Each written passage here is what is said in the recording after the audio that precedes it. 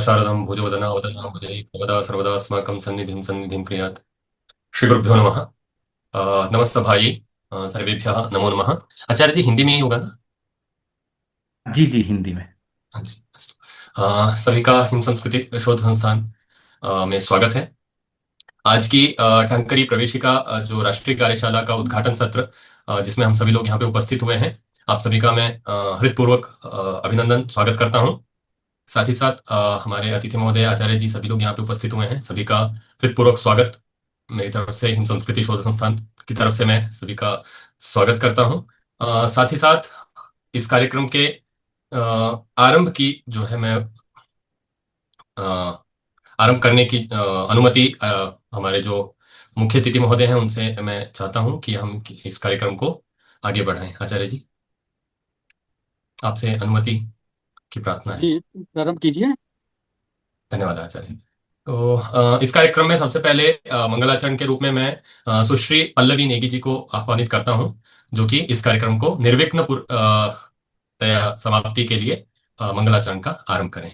सुश्री पल्लवी नेगी जी। जी। शान्ताकारं भुजगशयनं पद्मनाभं सुरेशं विश्वाधारं गगनसदृशं मेघवर्णं शुभाङ्गं लक्ष्मीकान्तं कमलनयनं योगिवेद्यानगम्यम् वन्दे विष्णुं भवभयहरं सर्वलोकैकनाथं। धन्यवाद। धन्यवाद भगिनी, आपका बहुत बहुत धन्यवाद। इसके उपरांत आचार्य श्री देव वर्मा जी, जो कि हिम संस्कृति शोध संस्थान के सह सचिव के रूप में कार्यरत हैं, उनसे मेरा निवेदन रहेगा कि अतिथि महोदय का स्वागत महोदय करें। श्री देव वर्मा जी। धन्यवाद महोदय। हिम संस्कृति शोध संस्थान की घर घर टांकरी परियोजना के अंतर्गत आज की छठी कार्यशाला में सभी प्रतिभागीगण, गुरुवर और मुख्य अतिथि का विशेष स्वागत। मैं मुख्य अतिथि महोदय से संक्षिप्त में महोदय, हमारी ये छठी कार्यशाला है। इसमें हम विभिन्न देश विदेश से विभिन्न प्रतिभागियों को टांकरी की जो बेसिक चीज़ें हैं उनको गुरुवर के आदेशानुसार हम इसमें इनका वर्णमाला का वर्ण विन्यास, पहले वर्णमाला फिर वर्ण विन्यास इत्यादि इत्यादि हम इस 6-7 दिनों की कार्यशाला हम आयोजित करते हैं। तो इस हमारे कार्यशाला का नाम ही है घर घर टांकरी परियोजना। हम चाहते हैं कि जो हमारी भूली बिसरी यादें हैं उसको हम पुनः फिर से हम एक गौरवशाली एक अतीत को हमें वर्तमान में प्रस्तुत करने का हमारा जो ये प्रयास है। तो महोदय, इसी को हम जो कार्यशाला को हम करते हैं, आयोजित करते हैं, ये हमारी छठी कार्यशाला है। तो ज़्यादा ना कहते हुआ मैं संस्थान की ओर से, अपने संयोजक गुरुवर आचार्य यज्ञदत्त शर्मा की ओर से और समस्त हिम संस्कृति परिवार की ओर से आपका स्वागत करते हैं। धन्यवाद। आपका भी बहुत बहुत धन्यवाद। आपका भी बहुत बहुत स्वागत देव वर्मा जी। कार्यक्रम को आगे बढ़ाते हुए हिम संस्कृति शोध संस्थान के परिचयात्मक भाषण के रूप में मैं कार्यकारिणी सदस्य हिम संस्कृति शोध संस्थान के श्रीमान तरुण गुप्ता जी से निवेदन करूंगा कि आप आएं और हिम संस्कृति शोध संस्थान के बारे में, हिम संस्कृति शोध संस्थान का परिचय हम सभी के समक्ष रखें। तरुण गुप्ता जी। जी नारायण, आवाज आ रही है? जी आचार्य। मौलो मंदाकिनीयस्य मालती मालिका निभा मौनिमानसहंसोऽयं मौढ्यं हरतु नः शिवः। श्रुतिस्मृतिपुराणानामालयं करुणालयं नमामि भगवत्पादशङ्करं लोकशङ्करं। शङ्करशारदाभ्यां नमः। श्रीगुरुभ्यो नमः। भगवती शारदा के अनुग्रह पात्र गुरु भगवान स्वरूप श्री आचार्य यज्ञदत्त शर्मा जी के चरणों में वंदन करता हूँ। आज के मुख्य अतिथि महोदय के चरणों में वंदन। हिम संस्कृति शोध संस्थान को वंदन, सबके हृदय में विराजमान भगवान चंद्रकांत को मैं नमन करता हूँ। आज टांकरी प्रवेशिका कार्यशाला के अंतर्गत इस अतिथि स्वागत भाषण के उपरांत मैं हिम संस्कृति शोध संस्थान का परिचय देने की थोड़ी सी प्रयत्न कर रहा हूँ। इसमें कोई त्रुटि हो तो भगवती शारदा मुझे क्षमा करे। हेम आचार्य जी जो हमारे मुख्य अतिथि हैं, मैं उनको बताना चाहता हूँ कि जो हिम संस्कृति शोध संस्थान है, ये सारा भगवती शारदा का अनुग्रह है। ये भगवती शारदा के अनुग्रह से श्री आचार्य जी के हृदय में जो ये भावना उत्पन्न हुई कि हमारी संस्कृति को रक्षा करनी है, उस भावना से जो है इन्होंने हिम संस्कृति शोध संस्थान का ये निर्माण किया।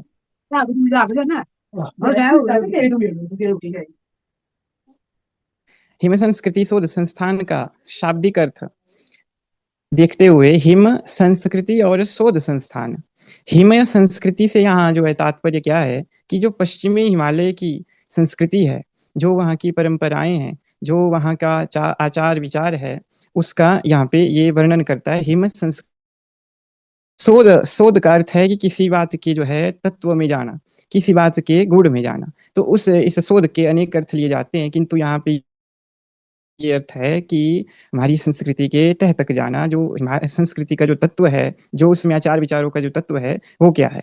तो उसको जो करने वाला ये है हिम संस्कृति शोध संस्थान है। इसके तत्वावधान में भगवती शारदा के अनुग्रह से, भगवान चंद्रमौलीश्वर के अनुग्रह से इसमें जो है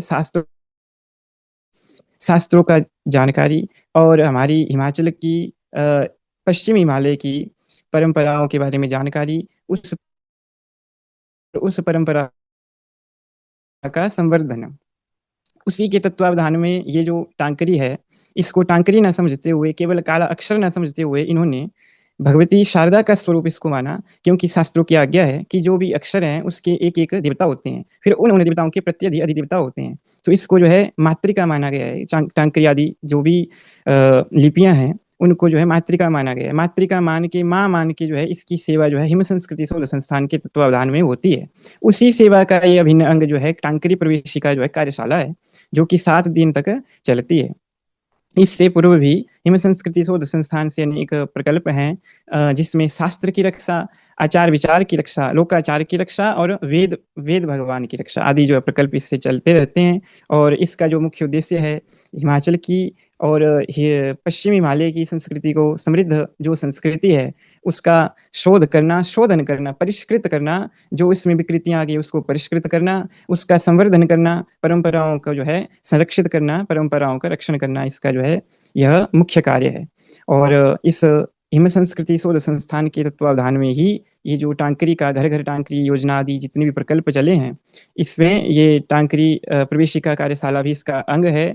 अब टांकरी को क्यों इसमें जो है जोर दिया गया है कि टांकरी में ही हमारा जो है जितना भी वैदिक से लेके आगमिक जितना भी ज्ञान है वो टांकरी में ही सन्निहित है, इसलिए इसको जो है टांकरी के संवर्धन में जोर दिया जाता है इस हिम संस्कृति शोध संस्थान में।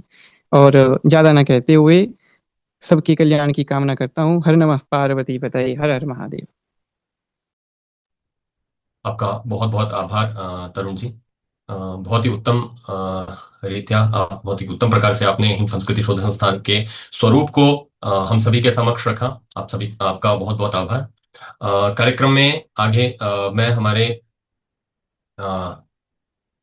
मुख्य अतिथि महोदय से प्रार्थना करूंगा, पूर्व सचिव हिमाचल कला संस्कृति एवं भाषा अकादमी हिमाचल प्रदेश के डॉक्टर कर्म सिंह जी से, कि आप हम सभी का मार्गदर्शन करते हुए हम सभी को आपका आशीर्वाद रूपी वचनों से हमें तृप्त करें। आचार्य जी।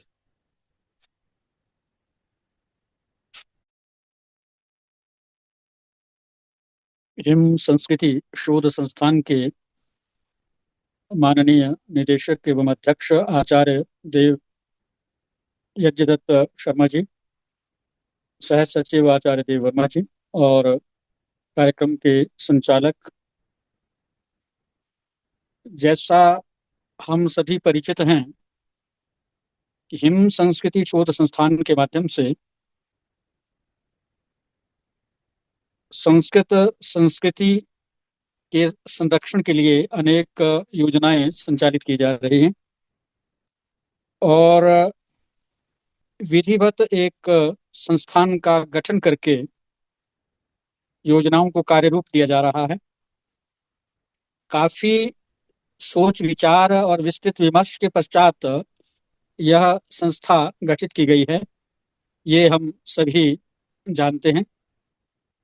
और जैसा भी परिचय में कहा गया है कि आचार्य जी का जो एक सारस्वत संकल्प है, संस्कृति का संरक्षण, वेद भगवान का संरक्षण और विशेषतः पश्चिमी हिमालय की पारंपरिक संस्कृति का संरक्षण, प्रोत्साहन, मान सम्मान, प्रचार प्रसार, प्रकाशन और इन सभी गतिविधियों के माध्यम से घर घर टाकरी परियोजना एक अपने आप में बहुत महत्वपूर्ण सामयिक और उपयोगी प्रयास है। जैसा हम सभी परिचित हैं कि आचार्य जी के परिश्रम से टाकरी लिपि को एक व्यवस्थित स्वरूप प्रदान किया गया है। इससे पहले हम देखते हैं कि जब संचार के साधन कम रहे, गमनागमन कम होता रहा, तो इस पहाड़ी प्रदेश में जहां टाकरी शारदा लिपि से प्रादुर्भूत होकर के यहाँ लेखन के पठन पाठन के चलन में आई और व्यापार के लिए भी इसका उपयोग किया गया। सनदें, ताम्रपत्र और बहुत सारे ऐतिहासिक दस्तावेज टाकरी लिपि में निबद्ध रहे हैं और बहुत सारा साहित्य भी हमें टाकरी में लिखा हुआ मिल रहा है। तो इससे पहले भी बहुत सारे ऐसे प्रयास किए जाते रहे हैं कि भाषा संस्कृति विभाग में बहुत पहले हमारी जानकारी में है डॉक्टर रीटा शर्मा ने टाकरी का एक पुस्तिका बनाई थी प्रशिक्षण के लिए और उसके बाद कभी कभार इसका प्रशिक्षण होता रहा, कुछ लोगों ने इसको सीखा भी, लेकिन हम ये कहें कि उसमें कोई उसका विशेषज्ञ बन गया और किसी ग्रंथ को पढ़ने में, पढ़ाने में, अनुवाद करने में कोई सफल हो पाया, ऐसा उदाहरण संभवतः मेरी जानकारी में नहीं है। जब हम अकादमी में थे और सचिव का दायित्व तो मेरे पास रहा है, हितेंद्र जी ने भी हमारा बहुत सहयोग किया है, तो उस समय एक केंद्र सरकार की योजना के अंतर्गत एक नारा चला था, आज पुरानी राहों में। तो उसमें हिमाचल में बहुत सारे अमृत महोत्सव जब मनाया जा रहा था, उन दिनों की बात है ये, तो उन दिनों में ये खोजा जाता था कि हमारे प्राचीन गौरव के स्थल क्या हैं, हमारी प्राचीन लिपियां कौन सी हैं, प्राचीन पांडुलिपियां कौन सी हैं, प्राचीन ज्ञान की परंपरा हमारे यहाँ क्या रही है। तो बहुत सारे व्यक्तित्व ढूंढे गए, तलाशे गए, किन का योगदान रहा, कौन गुमनाम है और कौन प्रस्थापित हो चुके हैं। तो उन्हीं में एक बिंदु हमारे सामने विचार के लिए था कि हमारी प्राचीन लिपियां क्या है। और उससे पहले एक प्रयास हुआ था जब डॉक्टर वंशीराम शर्मा जी सचिव रहे अकादमी के, तो टाकरी के साथ जो सिरमौर जनपद में प्रचलन में है, पाबूची है, भट्टाक्षरी है, चंदवानी है, पंडवानी है, इन लिपियों के बारे में एक परिचयात्मक पुस्तिका बनी। और जब हमारे पास वो दायित्व रहा तो उसका एक पांडुलिपि को हमने लिख करके उसमें मूल रूप से भी लिखवा करके भी पाबूची लिपि में छापा, लेकिन उनको पढ़ने वाले जो लोग हैं वो एक परिवार तक सीमित है। अगर परिवार का जो एक मुखिया है वो विद्वान उस लिपि को जानता है तो वो केवल अपने पुत्र को ही पढ़ाता है, या शिष्य का भी उसमें परंपरा बहुत कम रही है। तो आप ये कह सकते हैं कि एक जो लिपि है वो एक परिवार में, या बहुत ज्यादा हो गया तो एक छोटे से गांव तक सीमित रही है और ज्योतिष और तंत्र मंत्र के लिए ही उसका केवल प्रयोग होता है। आम लोग उसको पढ़ पाए, देख पाए, सीख पाए, ऐसा चलन में नहीं रहा है। उसके बाद प्रयास हुए कि उनको प्रकाश में लाया गया, उन पांडुलिपियों को तलाशा गया, उनका सर्वेक्षण हुआ और केंद्र की जब एक योजना चली पांडुलिपि की IGNC से, तो उस समय इन पांडुलिपियों को खोजा गया। तो उसमें गुरुमुख की लिपियां मिली है, टाकरी की लिपि मिली और पहाड़ी की लिपियां मिली हैं। तो हम ये कह सकते हैं कि टाकरी लिपि में बहुत सारी पांडुलिपियां हमको मिली हैं। राजाओं के रियासत काल के कुछ वंश वृक्ष मिले हैं, और कुर्सीनामा उसमें मिले हैं, और आयुर्वेद से संबंधित, तंत्र मंत्र से संबंधित, ज्योतिष से संबंधित, काक भाषा से संबंधित ये बहुत सारी जानकारियां मिली हैं, और उनका सर्वेक्षण भी हुआ। और जब ये सारी मुहिम चल रही थी तो बहुत सारी पांडुलिपियां अकादमी के संग्रह में भी आई, और जो लोगों के पास घरों में लिपियां पड़ी हैं उनका भी एक रजिस्ट्रेशन करके सेंट्रल गवर्नमेंट का जो IGNCA है, इंदिरा गांधी कला संग्रहालय, उनके पोर्टल पे उसको डाला गया। लेकिन आम आदमी तक ये ज्ञान, ये संदेश, वो सारी सूचियां नहीं पहुंच पाई। अगर हम आज की बात करें तो हिमाचल कला संस्कृति भाषा अकादमी का जो पुस्तकालय है विधानसभा के पास, उस पुस्तकालय में बहुत सारी पांडुलिपियां हस्तलिखित ताकरी में भी हैं, लेकिन शोध की दृष्टि से उनका सूचीकरण और उनका कैटलॉगिंग, आप कह सकते हैं कि वो अभी तक एक सही तरीके से नहीं हो पाया है। तो उनका बहुत ज्यादा है तो रजिस्टर में कुछ उल्लेख है, 150-200 पांडुलिपियां हैं, टाइटल उनका लिखा गया है कि ये ज्योतिष से संबंधित है, तंत्र मंत्र से संबंधित है, आयुर्वेद से संबंधित है ना। तो इसके अलावा उसमें कंटेंट उसका क्या है, उसमें लिखा क्या है, वो अनुवाद करना, पढ़ना, शोध करना, उससे आगे बढ़ना, ये प्रक्रिया नहीं हो पाई है। तो जो हिम संस्कृति शोध संस्थान है, इस दृष्टि से जैसा आचार्य जी का संकल्प है कि ये जो पांडुलिपियां टाकरी की विशेष करके हमारे व्यक्तिगत संग्रहों में पड़ी हैं, संग्रहालयों में पड़ी हैं, पुस्तकालयों में पड़ी हैं, उनका संज्ञान लिया जाए, और उनमें जो बहुत सारी प्रमुख पांडुलिपियां कोई ऐसी हों जो उपयोगी हों शास्त्र की दृष्टि से, ज्ञान की दृष्टि से, जिनका आधुनिक समय में अधिक महत्व हो, उनको पहचान करके उनका कुछ अनुवाद कर लिया जाए तो एक बहुत बड़ा उपयोगी काम हो सकता है। मुझे ये कहने में कोई संकोच नहीं है कि अकादमी द्वारा कोरोना काल में इस तरह के प्रयास किए गए, और प्रशिक्षण भी टाकरी का किया गया, कुछ विद्वानों को चिन्हित भी किया गया। एक बार केंद्र सरकार के सहयोग से शिमला के गेटी में बहुत बड़ा एक कार्यशाला की गई, बहुत पैसा खर्च हुआ, कार्यशाला की गई, लेकिन उसको, जिसको हम कह सकते हैं कि उसकी आउटपुट, जिन लोगों को सिखाया गया वो आगे काम नहीं कर पाए। ये एक बहुत बड़ा इसमें जो आप कह सकते हैं कि कारण रहा कि टाकरी को जहां प्रस्थापित हो जाना चाहिए था वो नहीं हो पाई। इस दृष्टि से हिम संस्कृति शोध संस्थान का जो कार्य है, संकल्पना है, परियोजना है, वो अत्यंत महत्वपूर्ण है। हो सकता है, संभव है भविष्य में, जिस तरह से आचार्य जी का संकल्प है और आपकी सारी जो टीम है इस काम को आगे बढ़ा रही है, कार्यशालाएं आयोजित कर रही है, आपने बताया 6ठी कार्यशाला आपकी ये है, तो मैं ये समझता हूँ कि ये बहुत अच्छा प्रयास है। लेकिन आचार्य जी से ये भी विमर्श हो रहा था कि कुछ ऐसे विद्वानों को सिखाया जाए, ऐसे जो विशेषज्ञता हासिल कर ले, जिनको केवल लिपि का ज्ञान ना हो, वो इतने पारंगत हो जाएं कि इतिहास को पढ़ सकें, टाकरी लिपि में जो ग्रंथ है, जो छोटी छोटी पांडुलिपियां, उनका अनुवाद कर सकें, ताकि हम उनको जान तो पाए कि इनमें कौन सा खजाना भरा हुआ, कैसा ज्ञान है, किस तरह का विज्ञान इनमें लिखा हुआ है जिसको हम इतना महत्वपूर्ण मानते हैं। ये काम अभी तक किए जाने को है। हाँ, एक प्रयास हुआ था उस अमृतकाल में, हमने एक छोटी सी पुस्तिका अकादमी से उस टाइम प्रकाशित की थी, हिमाचल की प्राचीन लिपियां। उसमें केवल उसका स्वरूप मात्र दिखाने का प्रयास किया था, जो उसमें विभिन्नताएं हैं, जैसा भी उसकी वर्णमाला है, जैसे भी उसकी अक्षरमालाएं हैं, उनको वैसा का वैसा रख करके हमने किया था। उसके बाद ये चिंतन जरूर रहा कि इसका एक सर्वमान्य स्वरूप आना चाहिए।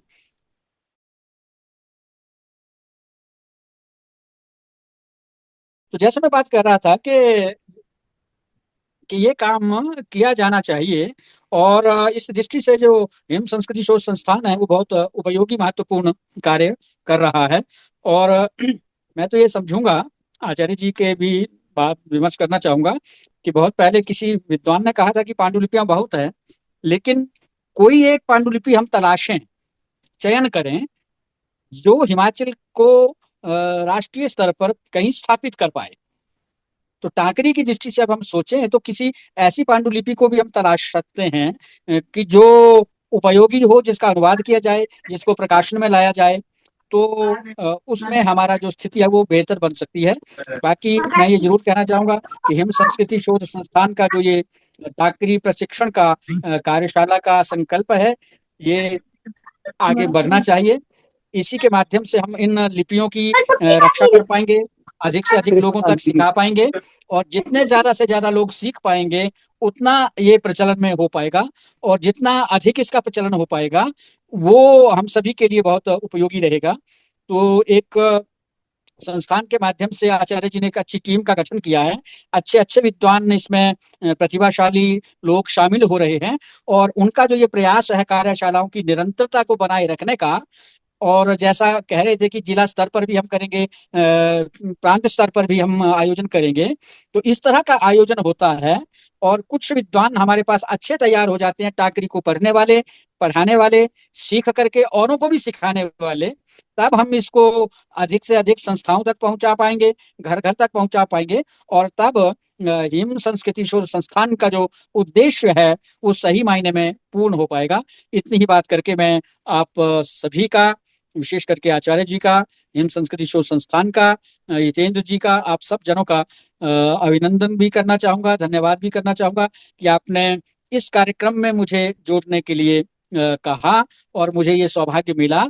भविष्य में भी जब कहीं कुछ हम व्यक्तिगत तौर पर, सामूहिक तौर पर मिलकर के कुछ टाकरी लिपि के प्रचार प्रसार के लिए कर पाएंगे, तो वो हमारा संकल्प जो है वो सुदृढ़ बना रहना चाहिए। हमारा उसमें आपको सदैव पूर्ण सहयोग मिलता रहेगा। आप सभी का बहुत बहुत धन्यवाद। नमस्कार। आपके उद्बोधन के लिए, आशीर्वाद के लिए एवं हमारे मार्गदर्शन के लिए आपका बहुत बहुत आभार आचार्य जी। एक श्लोक के माध्यम से आचार्य जी के इस कार्यक्रम के कुछ बिंदुओं को आपके समक्ष रखना चाहूंगा। हिम संस्कृति शोधाख्य संस्था टांकरिरक्षिका, हिम संस्कृति शोधाख्य संस्था टांकरिरक्षिका, प्रवेशाहनि कर्म सिंहैः बोधितो बाल संहतिः, प्रवेशाहनि कर्म सिंहैः बोधितो बाल संहतिः। तो आचार्य जी, अद्य आज हम सभी को आपने अत्यंत मार्गदर्शन हमारा किया और हम सभी को अपना आशीर्वाद प्रदान किया, जिसके लिए हम आप सब आपके आभारी हैं। बहुत बहुत धन्यवाद आचार्य जी। इसी के साथ कार्यक्रम को आगे बढ़ाते हुए मैं हिम संस्कृति शोध संस्थान के अध्यक्ष महोदय डॉक्टर यज्ञदत्त शर्मा जी को आह्वानित करता हूं कि आचार्य जी आप आए और उद्बोधन भाषण के साथ में अध्यक्षीय भाषण को भी निर्वहन करें। आचार्य जी। शङ्कारूपेण मच्चित्तं पङ्कीकृतमभूद्यया किङ्करी यस्य सा माया शङ्कराचार्यमाश्रये। नमः शंकर शारदाभ्यां श्री गुरुभ्यो नमः। परम सम्माननीय डॉक्टर करम सिंह जी, पूर्व सचिव हिमाचल कला संस्कृति भाषा अकादमी, मान्यवर, आपका बहुत बहुत स्वागत, आभार, अभिनंदन। जितने भी हमारे हिम संस्कृति शोध संस्थान के जितने भी हमारे पदाधिकारी है, उपाध्यक्ष है माननीय हितेंद्र शर्मा जी, सह सचिव जी, कोषाध्यक्ष जी, कार्यकारिणी सदस्य, अन्य जितने भी हमारे जनपदों के पदाधिकारी जन सदस्यगण हैं, उन सब का भी अभिनंदन है, स्वागत है। प्रतिभागियों का विशेष रूप से स्वागत अभिनंदन है। आपके कारण यह कार्यक्रम यहाँ संचालित हो रहा है। आचार्य जी ने सब सार स्वरूप कहा कि किस प्रकार क्या क्रम रहा और क्या स्थितियां हैं, हमें क्या करना है और किस ओर हमें जाना है। केवल एक हो हल्ला ना हो, कुछ तत्व आए, कुछ फलितांश आए, कुछ हमारे पास सामने आना चाहिए। केवल हो हल्ला करने का कोई औचित्य नहीं है। तो ये बहुत ही महत्वपूर्ण विषय है। जब मैं 18 वर्ष पूर्व जब मैं टांकरी को सामान्य रूप से जो है सीखा, उस समय क्या था कि टूटी फूटी वर्णमाला थी। टूटी फूटी वर्णमाला हमारे पास होने से उसको भाषा उसमें लिखना बड़ा कठिन हो जाता था। अब हम पूछते थे, जिनसे हमने सीखा कि उनसे पूछते थे कि ऐसा क्यों है, इसका क्या ये है जी, वो भी यही कहते थे कि इतना ही है जी, हमारे पास इससे अधिक नहीं है, सब पूर्वज जानते थे, हमें बस, हमारे पास बस इतना ही है, ऐसा कह करके वो भी जो है वहीं रुक जाते थे। मैंने बड़ा प्रयास किया, स्वयं से बहुत इसके लिए अध्ययन किया, शोध किया, नाना शिलालेख, पांडुलिपि, प्राय पूरे हिमाचल प्रदेश, यहाँ तक कि उत्तराखंड तक से हमें जो है पांडुलिपि शिलालेख इत्यादि जो है प्रेषित किए, उनका अध्ययन उस समय से कर रहे हैं। बहुत सारे अक्षर नहीं मिलते थे, ये लिपि के जो है कुछ एक अक्षर ना मिलने के कारण ये इसको अधूरी कहा गया, इसमें भाषा नहीं लिखी जा सकती, ये पहाड़ी भाषा के लिए जो है उपयुक्त नहीं है, इत्यादि आदि बहुत सारे विषय कहे। अगर उपयुक्त नहीं तो पहाड़ी भाषा के ग्रंथ हमें पांडुलिपियाँ क्यों मिलती है, संस्कृत के पांडुलिपियाँ मिलती हैं, ऐसे बहुत सारे विषय। तो मैंने जब शोध प्रारंभ किया तो उनमें से जैसे स्वरों में री वर्ण है वो प्राप्त नहीं होता था, उसको मैंने प्राप्त किया, स्वर हमें प्राप्त हो गया। और उसके बाद जो है व्यंजनों में ज्ञों का जो है ये रहता था, स श स, ये तीन जो शकार, इनमें अभी भी बहुत सारी भ्रांतियां रहती है, उनको हमने बिल्कुल जो है अच्छे से शोध करके रखा है, क्या कहाँ किस प्रकार से। इसके कारण बराखड़ी में बड़ी समस्या आती, संयुक्ताक्षर तो नितांत अभाव है। अभी भी जो है टांकरी जानकार जो है संयुक्ताक्षर में नहीं लिख पाते हैं। तो ये भी जो है ये रहा। पहले लिपि का ज्ञान अनिवार्य है, पूर्णतः लिपि होनी चाहिए, तभी हम अक्षरों को पढ़ पाएंगे। कारण ये होता है जब अक्षरों का ज्ञान नहीं होता है तो हम जो है पांडुलिपि ये अक्षर कौन सा है ये हमें पता नहीं लगता, और उस कारण से हम उसको पांडुलिपि को पढ़ नहीं पाते। एक विषय ये वर्णमाला पूरी होनी चाहिए, विभिन्न क्षेत्रों की वर्णमाला का अनुशीलन, सभी को जितने भी जुड़े हैं प्रतिभागियों को एक वर्णमाला पर निर्भर नहीं रहना है, सभी वर्णमालाओं का ज्ञान होना चाहिए, परंतु चलना एक पर है। मानकीकरण स्टैंडर्डाइजेशन एक का होना है, एक समय में एक ही अक्षर लिखा जाएगा। क के मुझे 10 प्रकार मिले हैं तो मैं 10 के 10 प्रकार नहीं लिख सकता, उनमें से मुझे कोई एक लिखना होगा।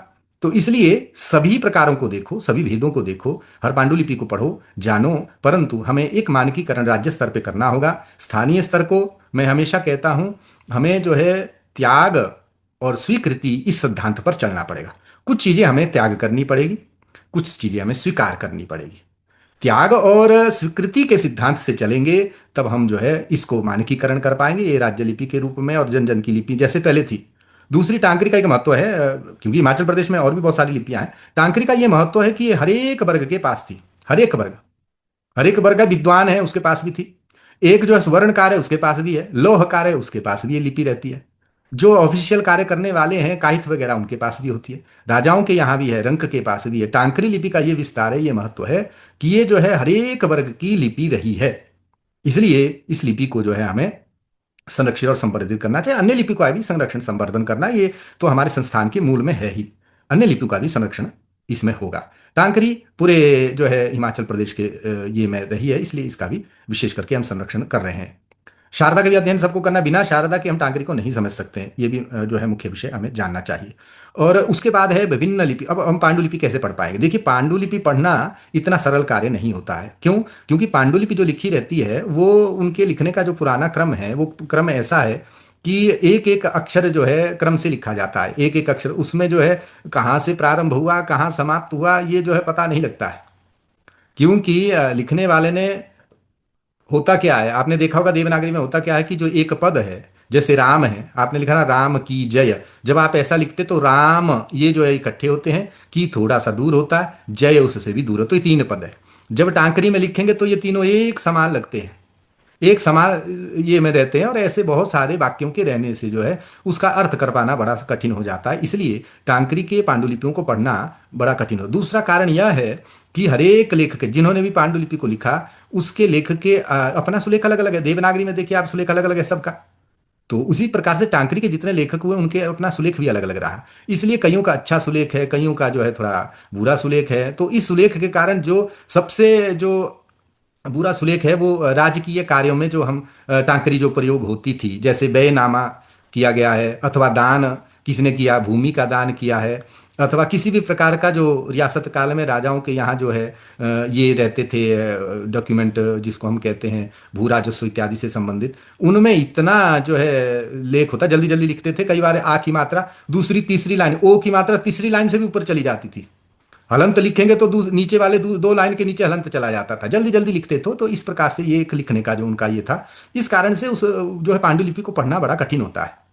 इसलिए बार बार हमारा एक पद चलता है अपनी पहाड़ी भाषा में, घोखना बोलते। घोखने का अर्थ है बार बार पढ़ना, एक पांडुलिपि को उसकी लाइन को बार बार पढ़ना, बार बार पढ़ना, 10 बार पढ़ना, तब उसका जब तक उस वाक्य से अर्थ ना आए तब तक जो है उसको हम नहीं मानते हैं।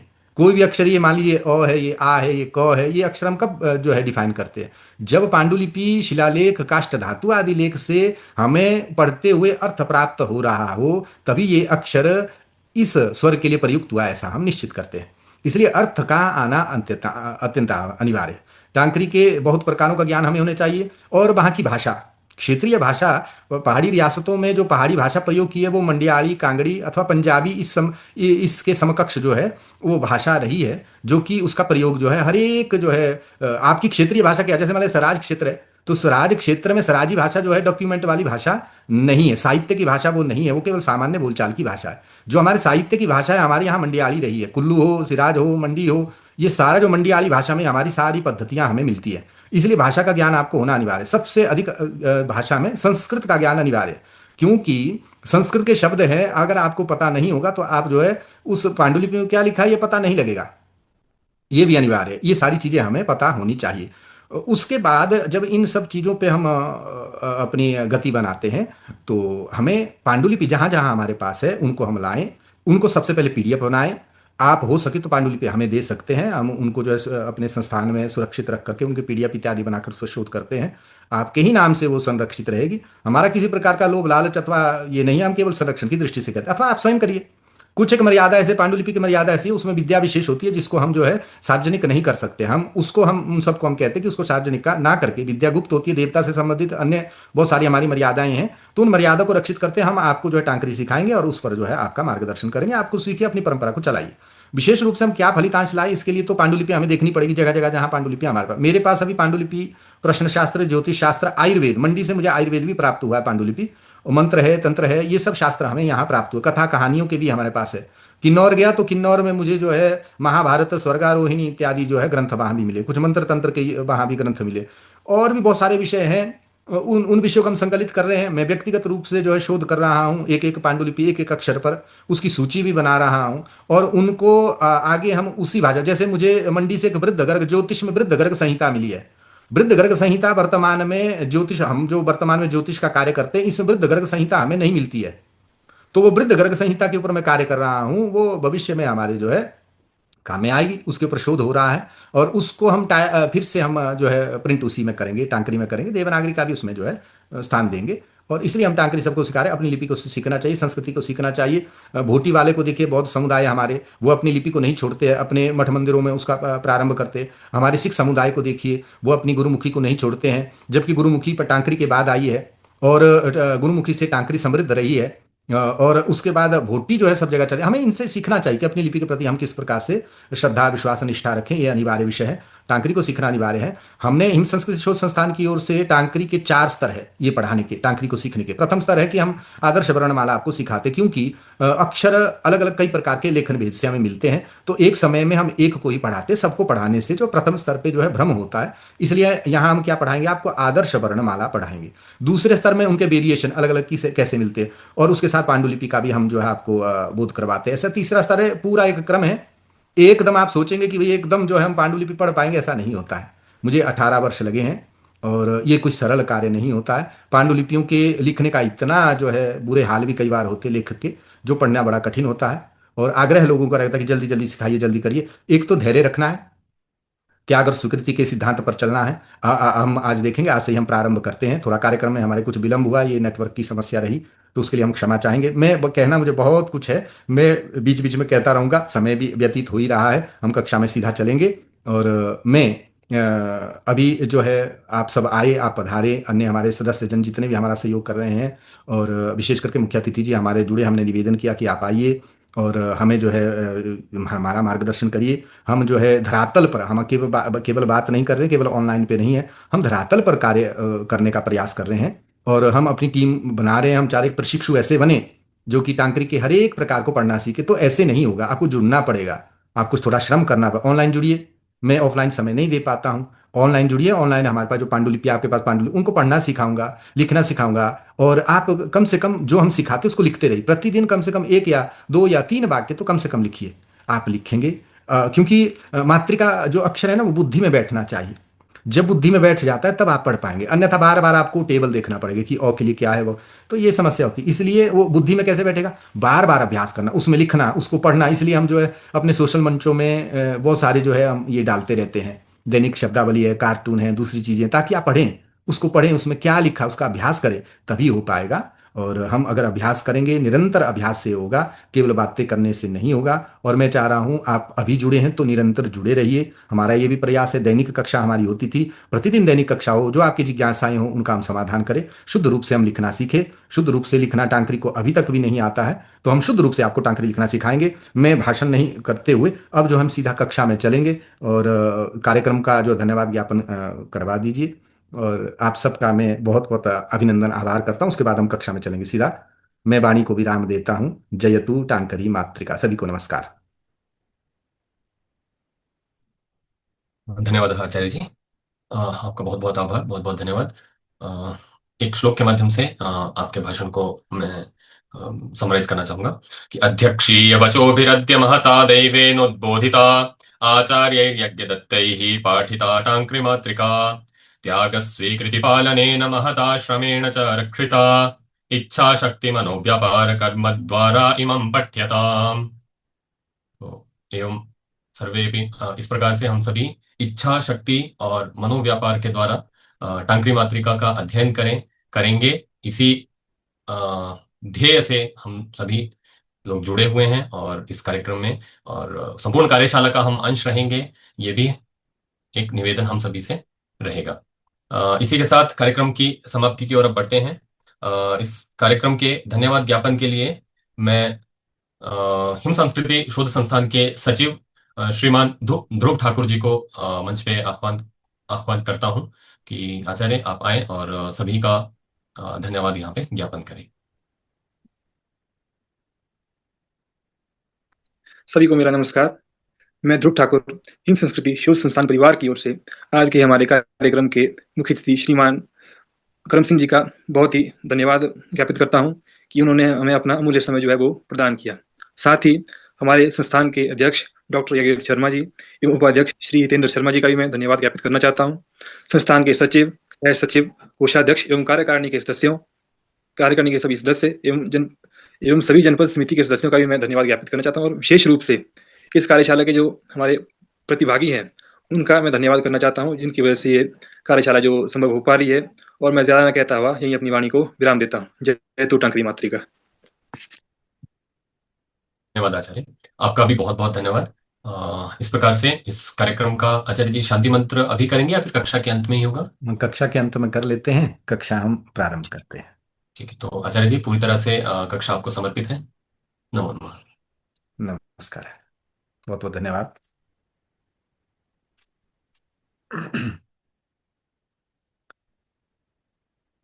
आप सभी टांकरी जिज्ञासु का हार्दिक स्वागत, अभिनंदन है फिर से।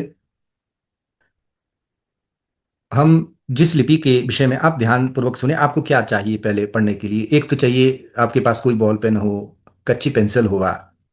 एक चाहिए आपको बिना लाइन वाली कॉपी। बिना लाइन वाली कॉपी होना अनिवार्य है, क्योंकि इन मातृकाओं को लिखने के लिए बिना लाइन वाली कॉपी चाहिए होती है। कई बार क्या होता है, वो जो है शिरोरेखा का बड़ा महत्व है टांकरी में, तो इसलिए हम जो है बिना लाइन वाली कॉपी को ध्यान रखें, जैसे हमारे गणित में प्रयोग होती है। तो वैसे हम रखें, आज नहीं है तो कल अवश्य रखें। तब तक आप जो आपके पास है उसमें लिखें। आप सबका स्वागत है। आप विभिन्न क्षेत्रों से जुड़े हैं, छात्र भी है, अध्यापक है। कृपया डैशबोर्ड पर ना लिखें, डैशबोर्ड पर ना लिखें, तब जो है ये ठीक रहेगा।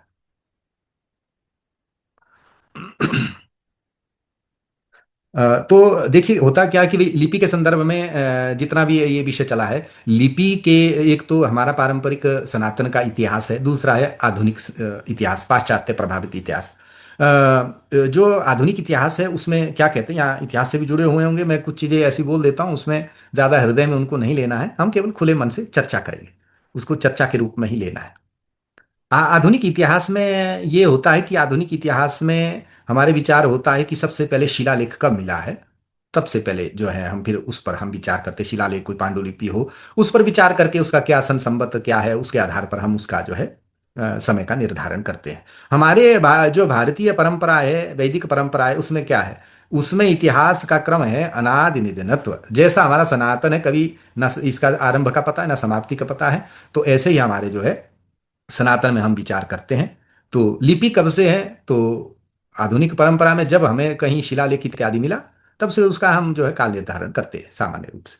तो सनातन परंपरा में ये होता है कि हमारी जो लिपि है उस वो जो है भगवान ब्रह्मा से ही चलती है। भगवान ब्रह्मा जब से है तब से ही हमारी लिपि प्रारंभ हुई। जैसे ब्राह्मी है, भगवान ब्रह्मा से उत्पन्न हुई तो ब्राह्मी लिपि हुई। और इसके अलग अलग मतांतर है। बौद्ध समुदाय वाले इसको जो है अपने ये से जोड़ते कि नहीं ये जो है हमारी है, ये जो है सनातन वैदिक धर्म वाला। ऐसा तो ये अपने अपने विचार रहते, इस पर हम ज्यादा नहीं जाएंगे। तो ब्रह्मा जी से उत्पन्न होने के कारण ये ब्राह्मी जो लिपि है, सबसे संसार की सबसे पहले लिपि ब्राह्मी है हमारे। तो जितनी भी लिपि समुदाय हम यहाँ भारतीय परंपरा में देखते हैं वो ब्राह्मी परिवार की कही जाती हैं। तो भगवान ब्रह्मा से ही उत्पन्न होने के कारण जो है ब्राह्मी लिपि का प्रादुर्भाव होता है। तो हम इसमें बहुत सारे प्रमाण देते ही हैं, जैसे कि मान लीजिए लिपि थी या नहीं थी। जैसे सरस्वती को हम सरस्वती माता का हम क्या करते हैं, एक जो है वीणा पुस्तक धारिणी, ऐसा हम ध्यान करते हैं श्लोक के माध्यम से। वहां वीणा पुस्तक, वहां पुस्तक भी कहा है। तो भगवती सरस्वती, जो माता सरस्वती जिसकी हम वंदना करते हैं, जो हमारी अधिष्ठात्री देवी है, उन देवी के जो हाथ में पुस्तक है, अब उनके हाथ में पुस्तक है तो पुस्तक में कुछ तो लिखा होगा। लिखा है तो किसी लिपि में ही लिखा होगा। तो लिपि में लिखा तो वो कौन सी लिपि रही होगी? तो ब्राह्मी लिपि रही है, ये हम मानते हैं। तो इससे क्या फलित होता है सनातन वैदिक परंपरा में कि भगवती सरस्वती जितनी पुरानी है उतनी पुरानी लिपि की परंपरा भी है, ये हम मानते हैं। फिर थोड़ा इधर जैसे आते हैं हम महाभारत की ओर। महाभारत में भगवान वेद व्यास महाभारत लिखने लगे तो उसमें भी जो है गणपति जी को लेखक के रूप में उन्होंने नियुक्त किया। तो नियुक्त किया तो कम से कम वहां से भी उन्होंने लिखा तो किस लिपि में लिखा होगा? तो अवश्य ब्राह्मी लिपि में लिखा, जबकि विशेष उल्लेख वहां नहीं है। महाभारत के एक प्रसंग के विषय में ये भी आता है कि विदुर जी ने जो है कुछ, वो गुप्त लिपि नहीं है, वो केवल गुप्त भाषा के माध्यम से एक संदेश दिया था कंक के माध्यम, जब लाक्षागृह में उनको जला रहे थे कौरव। तो उनके लिए गुप्त संदेश दिया था, वो भाषा में दिया था, लिपि में नहीं दिया था। ये कई बार जो है भ्रम रहता है कि उस समय भी कोई लिपि थी। वो लिपि नहीं, वो एक भाषा का रूप था जो कि उन्होंने गुप्त रूप से कोड वर्ड के रूप में जैसे देते हैं, वो कोड वर्ड के रूप में दिया था। लिपि में कोई लिख के नहीं उन्होंने दिया था, वो बोल के दिया था उसके पास। तो भाषा का रूप है वो, एक तो ये स्पष्ट होना चाहिए। तो ब्राह्मी लिपि उस क्रम से रही है और ग्रंथों का प्रणयन पहले से रहा है, हम भारतीय परंपरा में ये मानते हैं। और अपने अपने जो इतिहासकारी है उस पर हम विवाद के विषय में हम नहीं जाएंगे, उन परंपराओं को ऐसे हम चलते रहते। तो गणपति भगवान जो हमारे लेखकों के अधिष्ठात्री देवता, इसलिए भगवान गणपति को हम सबसे पहले प्रणाम करते ही हैं। सबसे पहले हम श्री गणेशाय नमः ऐसा सदैव कहते हैं। और ये जो है हमारे पास एक अधिष्ठात्री देवता के रूप में गणेश जी रहते हैं। अब जब ब्राह्मी का प्रादुर्भाव हुआ, ब्राह्मी के प्रादुर्भाव के बाद जैसे बहुत सारे कालखंड के कारण बहुत सारे उथल पुथल होता ही है, तो इसका जो है थोड़ा ह्रास हुआ ब्राह्मी का, तो उससे देवनागरी शारदा का प्रादुर्भाव होता है। तो शारदा भगवती का साक्षात विग्रह है, ब्राह्मी भी साक्षात विग्रह है, देवनागरी भी विग्रह है। तो शारदा जैसे कश्मीर प्रदेश में जो है उसकी उत्पत्ति है, एक शारदा जानकार के आधार पर तीसरी शताब्दी के आसपास भी शारदा लिपि का जो है प्रमाण मिलता है। कितनी पुरानी है इस पर तो शोध होता ही रहता है, क्योंकि आधुनिक शोध विधा में जब तक जितना पुराना शिलालेख पांडु, उसमें भी विशेष करके शिलालेख इत्यादि को ज्यादा महत्व दिया जाता है पांडुलिपियों की अपेक्षा। तो जो शिलालेख जितना पुराना है, तो आपने नाम सुना होगा नीलम राजदान वाली जी हमारे जम्मू से हैं, हमारे साथ बहुत उनका जो है चर्चा विचार होते रहते हैं। तो उन्होंने जो है एक बार हमारे ऐसी कार्यक्रम में वो आए थे, तो उन्होंने कहा कि शारदा लिपि का जो है सबसे जो है पुराना जो हमें मिलता, तीसरी शताब्दी तक का भी मिलता है। शारदा का प्रभाव रहा तो आपको पता है कश्मीर प्रदेश में किस प्रकार से जो है बहुत सारी समस्याएं रही, बहुत सारा उथल पुथल रहा। तो शारदा का जो है ह्रास हुआ। यहाँ हमारे तराई के क्षेत्रों में जो अपने चंबा है, कांगड़ा है, सिरमौर है, कुल्लू है, मंडी है, जितना ही हिमाचल का हमारा क्षेत्र है और जम्मू का क्षेत्र भी, वहाँ शारदा की जो पुत्री कही जाती है अथवा पौत्री भी कह देते, क्योंकि शारदा के बाद देवशेषा जो है वो भी एक शारदा का ही स्वरूप रहा है। तो देवशेषा जो रही, देवशेषा के माध्यम से शारदा से देवशेषा, देवशेषा से टांकरी का प्रादुर्भाव जो है ये भी जो है कहा जाता है। वो क्यों, ऐसा हमने शोध से पाया है कि टांकरी की पांडुलिपियों में शारदा के अक्षर भी मिलते हैं, देवशेषा के भी अक्षर भी मिलते हैं, टांकरी के अक्षर भी मिलते हैं। इसलिए हमारी पांडुलिपियों में, टांकरी पांडुलिपियों में शारदा, देवशेषा और टांकरी, इन सब के हमें वर्ण भी हमें मिलते हैं। तो इससे ये क्रम जो है यहाँ जाना जाता है। तो इसको पुत्री कहिए अथवा पौत्री कहिए, यहाँ हमारे सब जगह ये जो है टांकरी का प्रादुर्भाव रहा। तो ये ब्राह्मी लिपि की ही जो है ये हमारे लिपि है, ब्राह्मी परिवार की ही। उत्तराखंड क्षेत्र के जो अपने वहां से मुझे ज्योतिष की पांडुलिपियां भेजी, परंतु 2 ही पेज मुझे भेजे गए इसलिए। और कुछ और भी मंदिर के मुझे शिलालेख भेजे थे, वो मेरे पास हैं। तो इसलिए वहां भी उत्तराखंड में भी ये लिपि कुछ क्षेत्रों में रही है, ऐसा हमें पता लगता है। जम्मू में तो आपको पता है कि राजा हरि सिंह जी के समय में उन्होंने जो इसको क्या कर लिया था, मानकीकरण कर लिया था, आधिकारिक लिपि के रूप में घोषणा करके डोगरा अक्षर के नाम से जो है इस टाकरी, वो टाकरी कहते हैं वहाँ, हमारे यहाँ टांकरी कहते हैं, तो यहाँ भी कुछ टाकरी कहते हैं, उसका मैं प्रमाण यहाँ उस पर भी विचार करूंगा। तो ये जो टांकरी टाकरी वहाँ है, वो डोगरा अक्षर के नाम से जो है वहाँ प्रसिद्ध है। उसका भी स्वरूप इसी की तरह मिलता जुलता, थोड़े थोड़े अक्षरों में जो है भेद इत्यादि वो तो रहता है। तो वो प्रसिद्ध है, वो प्रचलित है, उसका मानकीकरण भी है। जम्मू में कुछ कुछ स्थानों पे उसको जो है बोर्ड पर और सब जगह स्थान जो है दिया है। उनकी जो आस्था कुछ कुछ कार्य चल रहा है, उन सज्जनों के साथ भी मेरा जो बातचीत होती रहती है। तो यहाँ हिमाचल प्रदेश के संपूर्ण क्षेत्र में आप लाहौल ले लीजिए, किन्नौर ले लीजिए, कुल्लू का सराज, मंडी, यहाँ बिलासपुर, पालमपुर इत्यादि से मुझे पांडुलिपियाँ मिली है। यहाँ जो है कांगड़ा में, जहाँ मैं परागपुर में देहरा में हूँ, यहाँ भी हमें ये हेरिटेज विलेज है, यहाँ भी मुझे बड़ी कोठियों में जो है टांकरी के ये जो है प्रमाण मिले। बैजनाथ में है, और त्रिलोकीनाथ मंडी मंडी में बहुत बड़ा जो है शिलालेख है, जो है टांकरी का, वो शारदा का उसमें अधिक प्रभाव है। और इधर अपने जो बैजनाथ में भी ऐसा ही स्वरूप है। अन्य भी वहाँ बहुत सारे ये है, चंबा इत्यादि क्षेत्र, सिरमौर है, बहुत सारे हमारे छात्र वहाँ से जुड़े हैं, और उनके माध्यम से भी हमें जो है इन विषयों का बीच बीच में ये मिलता रहे। तो हिमाचल के पूरे क्षेत्र में टांकरी का जो है एक साम्राज्य रहा है। और ये साम्राज्य जो आप देखिए कि राज कार्यों में भी इसका प्रयोग होता था, देवताओं के यहाँ प्रयोग होता, सामान्य जनमानस के यहाँ भी प्रयोग होता था। हमने सामान्य से सामान्य विषय में भी जो है टांकरी को हमने यहाँ देखा है। तो ये जो है एक समृद्ध लिपि, जन भाषा, जन लिपि, देव लिपि, राजलिपि, इसको ऐसा हम कह सकते हैं। वैदिक विद्वानों की भी लिपि रही है, सामान्य लोग ये सज्जन की लिपि भी रही है। तो अब टांकरी जो है, ये शब्द पर मैं पहले विचार करूंगा, फिर इसके थोड़ा इतिहास पर भी हम चर्चा करेंगे। अब जो ये टांकरी है, आपने हम कैसे लिखते हैं, देखिए पहले मैं थोड़ा देवनागरी में लिखता हूँ, फिर हम धीरे धीरे टांकरी में जाएंगे, टांकरी लिपि में जाए। जैसे ये टाकरी अथवा अथवा एक प्रयोग किया जाता है टाकरी, ये 2 प्रयोग होते हैं। शब्द पर हम विचार करेंगे, फिर आगे चलते। टांकरी, टाकरी, ये जो टांकरी है, ये हमारे यहाँ मंडी और इधर जो है कुल्लू और अपने शिमला इत्यादि क्षेत्र में इसको जो है टांकरी इस रूप से कहा जाता है। अब भाई इसका क्या प्रमाण है, इसका कोई प्रमाण है अथवा नहीं है, अथवा ऐसे उच्चारण भेद है, तो मैं इसके शोध में जब कर रहा था तो मुझे मंडी से एक ग्रंथ मिला। वो ग्रंथ है सत्यनारायण व्रत कथा है, संस्कृत भाषा में, पूरे 5 अध्याय है उसमें। उसमें लिखा है उन्होंने एक कहा जाता है इसको टांकरे अक्षर। एक नाम क्या है इसका, टांकरे अक्षर। आपको ये दिख रहा है, छोटा तो नहीं लग रहा, आपने बोलना है, अगर छोटा आपको लग रहा है तो थोड़ा बड़ा बड़ा भी मैं लिख करके इसमें रखूंगा। ये टांकरे अक्षर भी इसको कहा, टांकरी भी कहते हैं हमारे यहाँ, टांकरे अक्षर। उसमें वो पांडुलिपि में लिखा है, वो पांडुलिपि जो लाहौर से प्रकाशित हुई है, वहाँ मंडी क्षेत्र के जो रिवालसर है, वहाँ एक रियूर नाम का गांव है।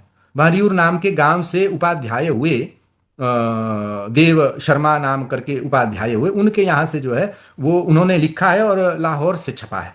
उसमें उन्होंने टांकरी भी लिखा है और टांकरे अक्षर भी लिखा। जैसे जम्मू में अक्षर कहा जाता, अक्षर, ये अपने अपने क्षेत्र का थोड़ा, वहां टाकरी अक्षर कहा जाता, क्षम्यता, डोगरी अक्षर कहा जाता, डोगरा अक्षर। जम्मू क्षेत्र में इसको कहते हैं डोगरा अक्षर। हमारे यहाँ क्या कहते हैं, हमारे यहाँ कहते हैं टांकरे अक्षर, वहाँ ख को छ, अपने क्षेत्र की उच्चारण का ये। तो हमारे यहाँ इसको टांकरे अक्षर भी कहा जाता है, टांकरी, टाकरी। हिमाचल में कुछ टाकरी भी कहते हैं, परंतु टाकरी का मुझे अभी डॉक्यूमेंट में ऐसा, जैसे पांडुलिपि शिलालेख इत्यादि में ऐसा वर्णन नहीं मिला है। हो सकता है, अगर आगे हमारा शो तो चलता ही रहता, मिलता है तो हम इसको भी लेते, परंतु कुछ लोग इसको टाकरी भी कहते हैं। टांकरी का मुझे प्रमाण एक तो वहां से मिला, दूसरा प्रमाण मिला है राजा मंडी के राजा विजय सेन जी हुए, उनके राज्यकाल में टांकरी जो पढ़ाई जाती थी उनके स्कूल में वहां। तो उस स्कूल में जो पढ़ाई जाती, उनके विद्यालय जो पाठशाला होती थी, वहां पढ़ाई जाती थी टांकरी। तो उसमें वहां जो लगी थी, उसमें लिखा उन्होंने टांकरी वर्णमाला, टांकरी वर्णमाला, ऐसे करके उन्होंने लिखा है। आपने, आप में से बहुतों ने देखा भी होगा, वो नहीं है तो आप उसको देख सकते हैं, मैं आपको आगे कक्षा में उसको दिखाऊंगा। तो ये देखिए, इसके नाम के विषय में ये है। फिर इसकी व्युत्पत्ति पे जाएंगे, पहले इसकी जो नाम है, जैसे टांकरी भी कहते, टाकरी भी कहते कुछ, और टांकरे, टांकरे अक्षर और टांकरी वर्णमाला जो है वहां प्रयोग हो, इसलिए टांकरी शब्द तो हमारे यहाँ प्रयोग हुआ। इसका मुझे प्रमाण भी जो है मिले हैं ग्रंथों, अब इन 2 ग्रंथों से प्रमाण मिले, शेष नहीं है। बाकी हमने वृद्धों से, अपने पूर्वजों से हम सुनते आए, घर में दादा परदादा माता इत्यादि, पिता इत्यादि से हम सुनते आए कि भाई इसका जो है टांकरी कहते हैं। तो इसलिए इसको टांकरी कहते हैं। टांकरी का अभी तक ऐसा कोई ये नहीं मिला, अगर किसी के पास हो भी आप में से तो वो प्रेषित कर सकता है। तो ऐसे हमारे जो है विषय का आदान प्रदान होता है। फिर भी जो है ये टांकरी कहना थोड़ा हमारे लिए अच्छा लगता है, इसलिए हम इसको टांकरी कहते हैं। तो ये है हमारे पास टांकरी के विषय में इसके नाम से समझ, इसलिए टांकरी विद्या, टांकरी गणित ऐसा भी जो है वहाँ हमारे यहाँ कहते हैं। अब है टांकरी शब्द की व्युत्पत्ति। टांकरी के विषय में क्या व्युत्पत्ति की जाती है, टांकरी है क्या, तो ये टांकरी शब्द जो बना है कैसे बना है। तो अंग्रेज विद्वान जब उसने बोगेल करके है और भी उसका नाम है, मैं बोगेल करके ही हम उसको संबोधित करते हैं वस्तुतः, आप सबको पता होगा, नहीं पता है तो वो आप उसको देख सकते हैं। तो बोगेल करके ये जो अंग्रेज विद्वान है उसने इस विषय में कहा अपने पुस्तक में, चंबा के जो चंबा स्टेट के विषय में उन्होंने लिखे हैं, ग्रंथ लिखा है, तो उसमें उन्होंने इस विषय का विचार किया है। तो उसमें क्या है कि भाई उन्होंने टांकरी को कहा कि भाई ये टंक से संबंधित है, टंक शब्द से। और ये जो टंक, टंका, ये जो शब्द है ये जो है व्यापार से संबंधित है।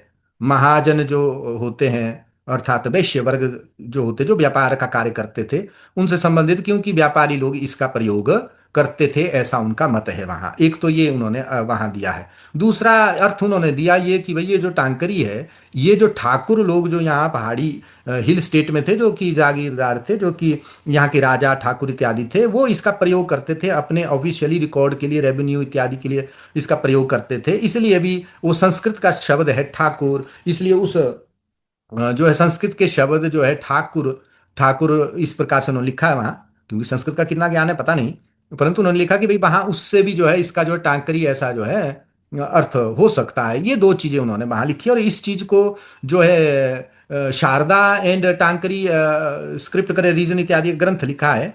मैं उसको ग्रुप में डाल दूंगा, ग्रंथ प्राय आपको पता भी होगा, अपने जो है जम्मू से हैं। उन्होंने शारदा और टांकरी के विषय में बहुत ये लिखा है, अपना ग्रंथ एक रखा है। उन्होंने इस बात को सेम ऐसे ही कोट करके वहां रखा है कि टांकरी का ये अर्थ बोगेल कहता है। तो इस पर और भी बहुत सारे विद्वान चर्चा करते हैं, विशेष करके यही पढ़ाया जाता है।